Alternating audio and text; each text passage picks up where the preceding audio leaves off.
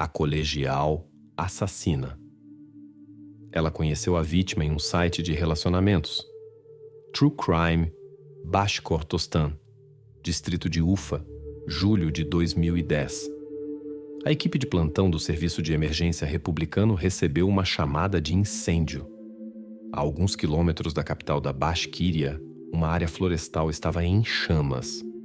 A equipe rapidamente se dirigiu ao local indicado. Os socorristas suspeitaram que a causa do incidente fosse a seca, que havia causado centenas de incêndios em toda a Rússia naquele verão. No local, porém, descobriu-se que a natureza não tinha nada a ver com isso. Durante os trabalhos de extinção, um veículo Lexus foi descoberto. Ficou claro que exatamente este automóvel, outrora luxuoso, era a fonte do fogo. Alguém o havia trazido até aqui, incendiado e ido embora. Surgiu a questão: por que alguém queria se livrar de um veículo caro de maneira tão incomum? Talvez o motorista tivesse causado um incidente grave na estrada e decidido destruir as evidências. Os socorristas repassaram as informações sobre o estranho achado às autoridades policiais. No entanto, antes de sua chegada ao local, os investigadores descobriram que nenhum incidente de trânsito grave envolvendo um Lexus havia sido registrado recentemente no distrito de Ufa. Presumivelmente, o incidente ocorreu sem testemunhas, ou o carro foi relatado como roubado. Ou talvez o carro estivesse sendo conduzido por jovens parentes do proprietário. Eles o pegaram sem permissão e, quando algo desagradável aconteceu, decidiram simular um roubo. Apenas o proprietário do carro poderia dar respostas a essas perguntas. Identificar o proprietário não se mostrou difícil. Embora o incendiário tenha removido preventivamente as placas, ele não considerou que as informações necessárias poderiam ser obtidas examinando o motor. O proprietário do Lexus era Emil Shaiganov, um engenheiro de 30 anos da empresa Energo Innovation, de Ufa. O veículo não foi relatado como roubado, mas quando os investigadores estabeleceram a identidade do proprietário, descobriu-se que o próprio Emil já estava desaparecido há uma semana. Sua mãe havia feito a denúncia às autoridades policiais. Ela relatou que Emil havia ido a um lago com amigos e não retornou. Isso aconteceu na sexta-feira após o trabalho. Quando Emil não voltou para casa naquela noite, a mãe não se preocupou. Afinal, seu filho era independente e era verão. No entanto, quando ele não apareceu no trabalho na segunda-feira e não entrou em contato nenhuma vez, ela concluiu que algo sério deve ter acontecido.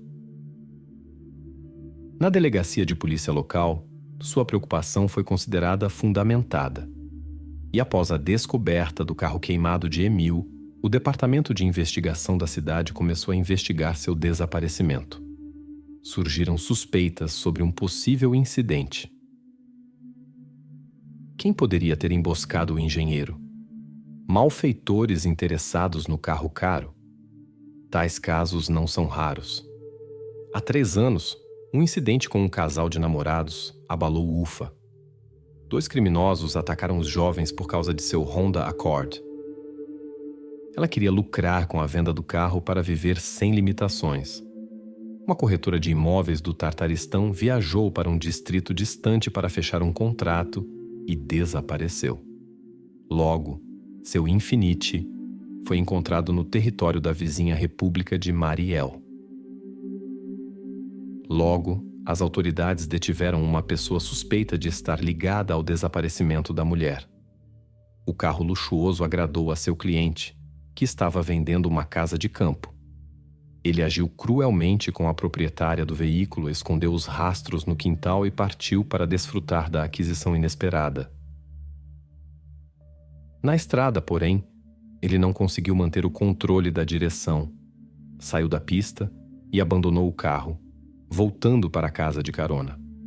Ao verificar a conexão com o veículo, os investigadores se questionaram. Como um engenheiro comum possui um carro de mais de 1 milhão de rublos com um salário de apenas 15 mil? descobriu-se que Emil tinha uma fonte adicional de renda. O jovem era fã de futebol. Ele podia citar sem erro a formação de qualquer time europeu de vários anos. Ele jogava no pátio e, com o surgimento dos computadores, tornou-se um entusiasta do futebol virtual. Ele passava longas horas na internet analisando jogos profissionais. Esta paixão evoluiu para apostas esportivas. Emil atingiu tal grau de habilidade que podia prever resultados de jogos com alta precisão, o que lhe proporcionava uma renda decente.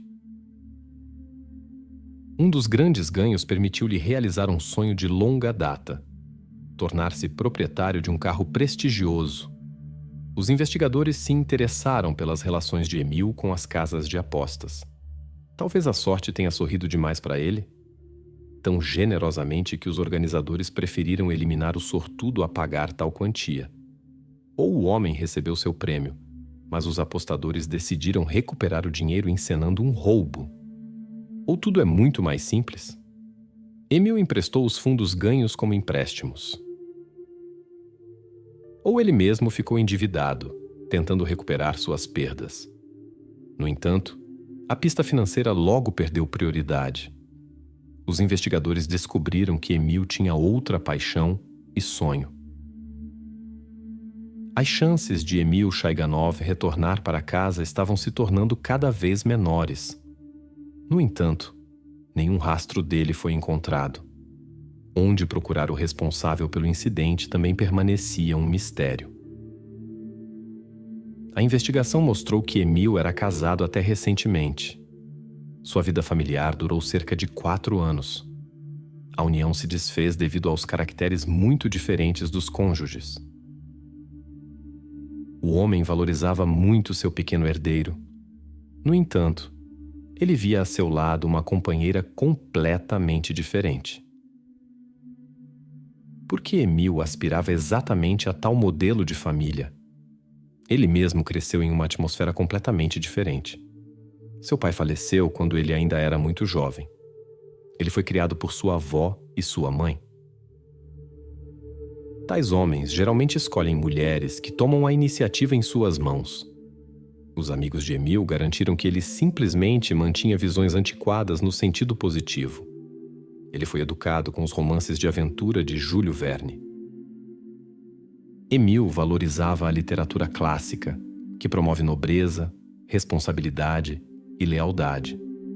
Mulheres que avaliavam tudo através das lentes do dinheiro não despertavam seu interesse. Emil não via sentido em se comunicar com pessoas que nunca tinham ouvido falar do Capitão Gray e acreditavam em contos de fadas sobre felicidade eterna. Por muito tempo, ele não teve relacionamentos bem-sucedidos, pois buscava seu ideal.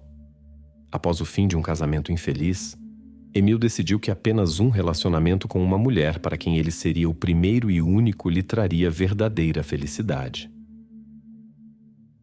Pouco antes de seu misterioso desaparecimento, ele insinuou para seu melhor amigo Igor que seu sonho logo poderia se realizar. Emil mencionou encontros com uma mulher que logo queria apresentar aos seus entes queridos. No entanto, Igor, por algum motivo, não ficou feliz, mas parecia mais preocupado com essa notícia. Os investigadores do desaparecimento souberam da nova escolhida do desaparecido. No entanto, dificilmente se poderia chamá-la de madura. A jovem não tinha sequer 16 anos. O encontro com Emil Shaiganov ocorreu na internet. Ela usou o simples pseudônimo Cherry Lady. Por que Emil escreveu para ela uma noite, os investigadores não conseguiram descobrir. Eles souberam da existência dessa pessoa ao investigar os contatos digitais de Shaiganov. Especialistas técnicos conseguiram decifrar as senhas de seus computadores e a equipe de operações obteve acesso a toda a sua correspondência pessoal. Cherry Lady imediatamente despertou interesse especial nas investigações. No dia do desaparecimento de Emil, a jovem havia persistentemente sugerido desde cedo pela manhã que ele viesse para a casa de campo de seus conhecidos. Por volta das 6 da tarde, ele informou que terminaria seu trabalho, passaria em casa para se trocar e estaria com ela em 1h30 a 2 horas. O motivo pelo qual ele não retornou desse encontro permaneceu obscuro. A identidade da jovem conhecida de Chaiganov foi rapidamente estabelecida. Karina Kuiko vivia com sua mãe e frequentava uma escola no distrito de Ufa, da qual foi expulsa por faltas. Ela tentou continuar sua educação em 2 outras instituições educacionais, mas não conseguiu encontrar uma linguagem comum com o corpo docente. Notavelmente, Karina era considerada uma das melhores alunas até recentemente. O que fez a aluna exemplar transformar-se em uma faltosa que não é aceita em escolas decentes? A mãe explicou isso com uma doença grave, por causa da qual a filha teve que cuidar dela. Que doença era exatamente e por que a mulher permitia que sua filha negligenciasse a escola permaneceu um mistério. No momento em que os investigadores começaram a se interessar por Karina, sua mãe já havia se recuperado. Mas a própria vida continuava a ocupar a mulher mais do que os assuntos de sua filha. Ela procurava ativamente por um companheiro de vida e dedicava pouca atenção à educação. A mulher procurava um potencial marido pela internet. Aparentemente, Karina decidiu seguir seu exemplo. O relacionamento com Emil desenvolveu-se gradualmente.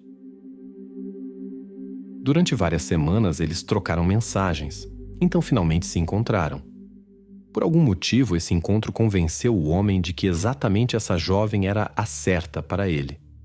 Delicada, atraente, inexperiente.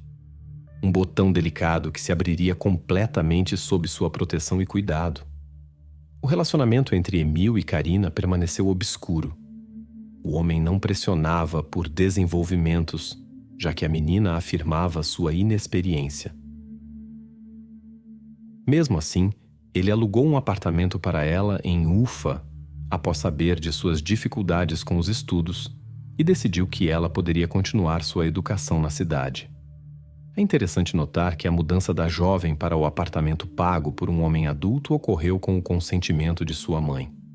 No entanto, logo ficou claro que Karina planejava morar lá não sozinha, mas com um grupo de amigos. Emil expressou sua desaprovação. A ofendida Karina deixou o apartamento, mas não desapareceu de sua vida. Quando as autoridades policiais a levaram para a delegacia, ela insistiu que seu encontro no dia do desaparecimento de Emil não havia ocorrido. Segundo suas palavras, ele simplesmente não apareceu no local combinado. Os oficiais não puderam refutar essa versão imediatamente. Karina foi liberada para casa, mas permaneceu sob observação. O grupo de investigação começou a examinar o círculo social da menina. Logo ficou óbvio que ela mantinha conexões com elementos criminosos. Entre seus conhecidos destacavam-se 2 com antecedentes criminais. Ruslan Abesov, 22 anos, desempregado, havia sido acusado de roubo e agressão com arma branca. E Nikolai Pankov, 19 anos, havia recebido uma pena suspensa pela apropriação indevida de um automóvel. Os investigadores questionaram vizinhos, aldeões e colegas de escola sobre Karina e estes rapazes. Por fim, conseguiram descobrir algo notável. Surgiram informações sobre um grupo de jovens que se apoderou de um veículo caro. Eles tentaram vendê-lo, mas algo deu errado, e decidiram se livrar dele.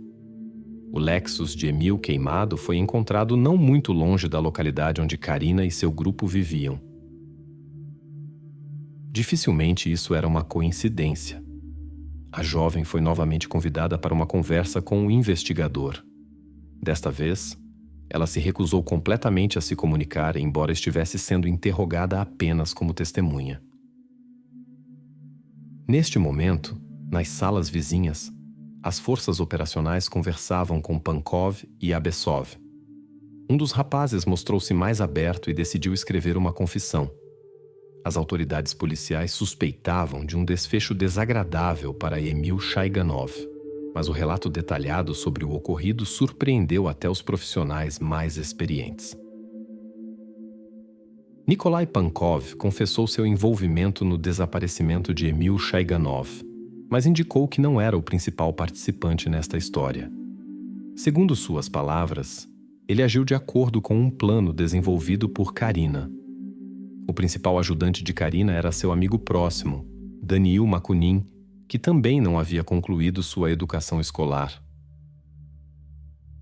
O plano dos adolescentes não era particularmente complicado. Karina convida Emil para a dacha, apresenta Makunin como seu irmão, Abesov e Pankov como amigos dele e começa a desempenhar o papel de anfitriã hospitaleira. Ela serve ao admirador um prato preparado por ela mesma. Emil mal suspeitava do que sua amada havia adicionado à comida. Karina e Daniil planejaram misturar soníferos. Depois disso, todo o grupo pretendia se livrar do indefeso Chaiganov. Eles decidiram esconder os vestígios de seus atos em uma pequena área florestal próxima. Antes, tiraram todos os objetos de valor dos bolsos, incluindo as chaves do carro. Justamente o veículo tornou-se seu objetivo principal. Os jovens sonhavam em ficar ricos e não depender mais de seus pais. Os investigadores acreditaram na versão de Pankov de que o plano foi desenvolvido por Karina. No entanto, era difícil imaginar como essa jovem poderia conceber algo assim. Durante os interrogatórios, Karina não escondeu a falta de sentimentos românticos por Emil. Mas o que aconteceu depois foi terrível. O admirador de 30 anos encontrou-se em uma situação terrível. Desde o início, tudo não ocorreu conforme o cenário concebido.